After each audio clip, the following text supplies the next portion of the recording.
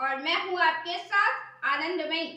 अंबेडकर का मानना था कि यदि एक बार ब्रिटिश राज वंचित वर्गों को मुस्लिम जैसा एक अलग अल्पसंख्यक समुदाय मान ले, हिंदू से अलग एक अलग समुदाय मान ले, तो वे राजनीतिक सत्ता हासिल कर लेंगे और राजनीतिक सत्ता हासिल करने के बाद वे अपने सामाजिक ग्रसित खराब जिंदगी से मुक्ति पा जाएंगे और इसके फलस्वरूप समानता और सामाजिक न्याय के कानूनी अधिकार उन्हें हासिल हो जाएंगे। इसलिए उन्होंने कहा कि वंचित वर्गों और अल्पसंख्यक समुदाय के रूप में कानूनी तौर पर मान्यता प्राप्त हो और विधायिकाओं में अपने प्रतिनिधि का चयन करने के लिए अलग निर्वाचन की व्यवस्था की जानी चाहिए। इस प्रयोजन के लिए उन्होंने साल 1928 में ब्रिटिश सरकार द्वारा स्थापित भारतीय संवैधानिक आयोग को एक ज्ञापन प्रस्तुत किया। साल 1930 में ब्रिटिश सरकार ने प्रशासनिक सुधारों के लिए गोल मेज परिषद आयोजित किए। भारत के अस्पृश्यों के हितों का प्रतिनिधित्व करने के लिए इस परिषद में ब्रिटिश सरकार ने अंबेडकर को नामित किया। सम्मेलन में अंबेडकर ने अस्पृश्यों के लिए एक अलग अल्पसंख्यक दर्जे और निर्वाचन का दावा किया। फ्रेंचाइज कमेटी को अंबेडकर ने 27 जनवरी 1919 ईस्वी को लिखित बयान में सबूत दिए। उन्होंने जातीय प्रतिनिधित्व के लिए अनुरोध किया और कहा कि जातीय प्रतिनिधित्व विभाजन के पूरे प्रभाव को बंद करने के लिए एक उपकरण था। विभाजन के बुरे प्रभाव, उनका तात्पर्य स्पष्ट रूप से जाति और अछूत का बुरा प्रभाव था। उन्होंने यह भी कहा कि अछूतों के हितों का केवल अछूतों द्वारा ही प्रतिनिधित्व किया जा सकता है। जाति को नष्ट करने के लिए यह उनकी स्वयं की रुचि है और कोई भी वास्तव में उनकी बात को बयां नहीं कर सकता। ब्रिटिश प्रधानमंत्री रामसे मैकडोनाल्ड ने तत्काल अंबेडकर की मांग को स्वीकार कर लिया और साल 1932 में जातीय पुरस्कार में इसकी घोषणा कर दी गई। उनकी राय थी कि अछूतों को नागरिकों के रूप में माना जाए। उनके अनुसार नागरिकता का अर्थ अधिकारों की गठरी जैसे कि व्यक्तिगत स्वतंत्रता, व्यक्तिगत सुरक्षा, निजी संपत्ति रखने का अधिकार, कानून समक्ष समानता, विवेक की स्वतंत्रता, राय और भाषण देने की स्वतंत्रता, विधानसभा का अधिकार, देश की सरकार में प्रतिनिधित्व के अधिकार और राज्य के अधीन कार्यालय रखने का अधिकार। देश की राजनीति और विधायिकाओं में भाग लेने के लिए अछूत वर्गों को आग्रह करते हुए अंबेडकर ने कहा था, मैं ऐसी स्थिति में हूँ जिसमें तिलक को एक बार रखा गया था, जब तक कि विरोधियों द्वारा मुझे श्राप दिया जाता, यह माना जाए कि आपके लिए मेरा काम सही दिशा में है और उचित है। पिछले 2000 वर्षों के दौरान अस्पृश्यता को खत्म करने का ऐसा प्रयास कभी नहीं हुआ। जब अस्पृश्य आश्वस्त हो गए कि स्वराज की मांग हेतु उन्हें हिंदुओं के कारण और वंचित वर्गों के समर्थन प्राप्त की समस्या से जूझना होगा, हिंदू आपके लिए क्या करते हैं?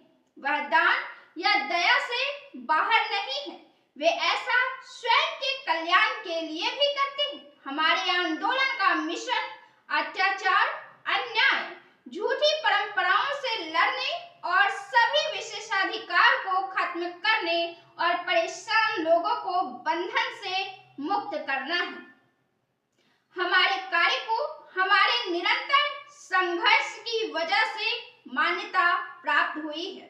अस्पृश्य महिलाओं को संबोधित करते हुए अंबेडकर ने कहा था, खुद को कभी भी अछूत न माने, एक स्वच्छ जीवन जिए, गैर अछूत महिलाओं की भांति परिधान धारण करें, इस बात की परवाह ना करें कि आपके वस्त्र में पेबंद लगा है। इसके स्थान पर यह देखें कि वह साफ हो। कोई भी आपके वस्त्र संबंधी पसंद और आपके गहने हेतु धातु के उपयोग में आपकी आजादी को नहीं रोक सकता। अपने मन की बात सुने और आत्मबल से काम ले। अंबेडकर ने गोलमेज परिषद के अल्पसंख्यक समिति को सिफारिश की कि वंचित वर्ग अपने वर्तमान वंश के उत्तराधिकारी बंधकों में अपने बहुमत के अधीन होने के लिए सहमति नहीं दे सकता है। बहुमत के नियम के स्थापित होने से पहले अस्पृश्यता प्रणाली से उनकी उद्धार का सिद्ध तथ्य होना चाहिए। यह बहुमत की इच्छा के लिए नहीं छोड़ा जाना चाहिए। राज्य के अन्य नागरिकों की भांति नागरिकता के सभी अधिकारों के लिए वंचित वर्गों को स्वतंत्र नागरिक बनाया जाना चाहिए। अंबेडकर लिखते हैं, गुलामी में किसी भी प्रकार मालिक को खिलाने, कपड़े की व्यवस्था करने और दास को घर मुहैया करने तथा अच्छी स्थिति में रखने की जिम्मेदारी थी, जिससे दास के बाजार मूल्य को कम किया जा सके। लेकिन अस्पृश्यता की व्यवस्था में हिंदू लोग अछूतों के रखरखाव की जिम्मेदारी नहीं लेते।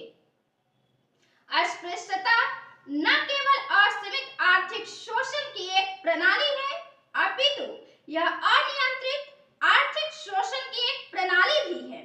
ऐसा इसलिए है क्योंकि इसमें निंदा करने के लिए कोई स्वतंत्र जनमत नहीं है और प्रशासन को बनाए रखने के लिए प्रशासन का कोई निष्पक्ष तंत्र नहीं है। जनता की राय के लिए कोई अपील नहीं है। जो कुछ भी सार्वजनिक है वह हिंदुओं की राय है, जो शोषण वर्ग से संबंधित होते हैं और शोषण के ही पक्षधर होते हैं। जातीय पुरस्कार अंबेडकर के लिए एक महान जीत थी। हालांकि गांधी ने हिंदू समुदाय को विभाजित करके स्वतंत्रता आंदोलन के मुख्य आधार को कमजोर करने के लिए इसे एक भयावह साम्राज्यवादी डिजाइन के रूप में माना। उन्होंने हिंदू समाज की एकता को बचाने के लिए सभी हिंदुओं हेतु संयुक्त निर्वाचन की व्यवस्था के संरक्षण के चलते विरोध प्रदर्शन शुरू कर दिया।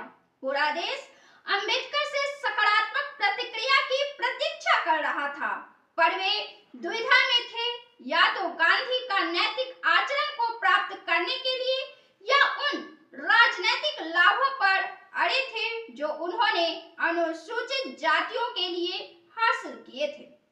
अंततः उन्होंने अनुसूचित जातियों के लिए एक अलग निर्वाचन के दावे को छोड़ने और हिंदू समाज के अन्य समुदायों के साथ संयुक्त निर्वाचन की व्यवस्था को बरकरार रखने पर सहमति व्यक्त की।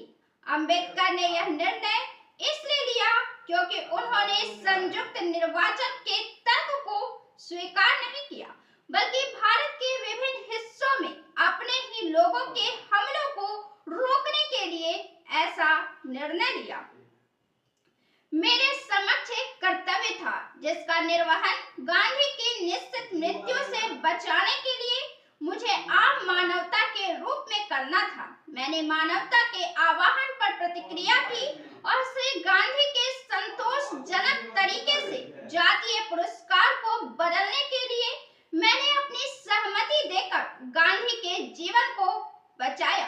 अंबेडकर को उस समय तक वंचित वर्गों के एक अनुभागीय नेता के रूप में देखा जाता था, लेकिन पूना संधि के बाद सभी ने उन्हें भारत की आजादी हेतु राष्ट्रीय आंदोलन की मुख्य धारा में शामिल होने से राष्ट्रीय नेता की भूमिका निभाने की उम्मीद की। अंबेडकर ने हालांकि यह सोचा था कि अनुसूचित जाति के हितों को बढ़ाने के लिए ब्रिटिश राज के संकेत पर भरोसा करना अधिक विवेकपूर्ण होगा। हालांकि उनकी नीति पूरी तरह से 1937 के आम चुनाव में उनके फैसले को रिकॉर्ड करने में उनके समुदाय द्वारा